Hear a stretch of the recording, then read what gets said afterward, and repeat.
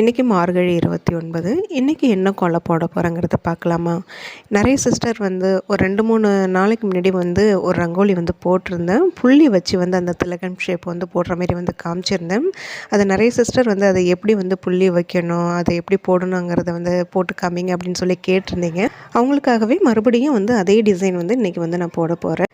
இப்போ போடுற டிசைன் வந்து நான் ஃபேஸ்புக்கில் வந்து நான் பார்த்துருந்தேங்க. இந்த ரவுண்ட் ஷேப் மட்டும் வந்து போட்டு உள்ள அந்த ஃப்ளவர் மட்டும் தான் வந்து போட்டிருந்தாங்க.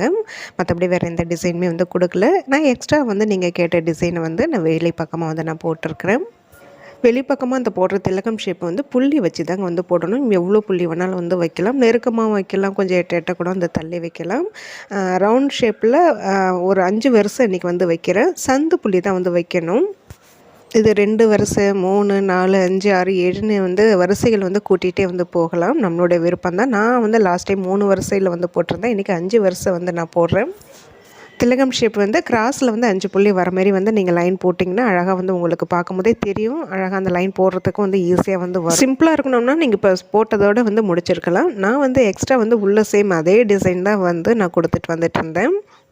உள்ளே போடுற அந்த டிசைன் கூட வந்து 1 பாக்ஸு இல்லை 2 பாக்ஸு, இப்போ நான் போட்டது 3 பாக்ஸ் கவர் ஆகிற மாரி போட்டிருக்கேன். இல்லை 4 பாக்ஸ் 5 பாக்ஸ் கவர் ஆகிற மாரி கூட வந்து போடலாம்.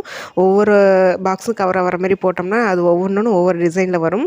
இன்றைக்கி இந்த டிசைனில் தான் வந்து போட்டிருக்கேன். இன்றைக்கி போட்டு சிம்பிளான ஒரு ரங்கோலி தான் எப்படி இருக்குதுன்னு வந்து கண்டிப்பாக கமெண்ட் பண்ணுங்கள்.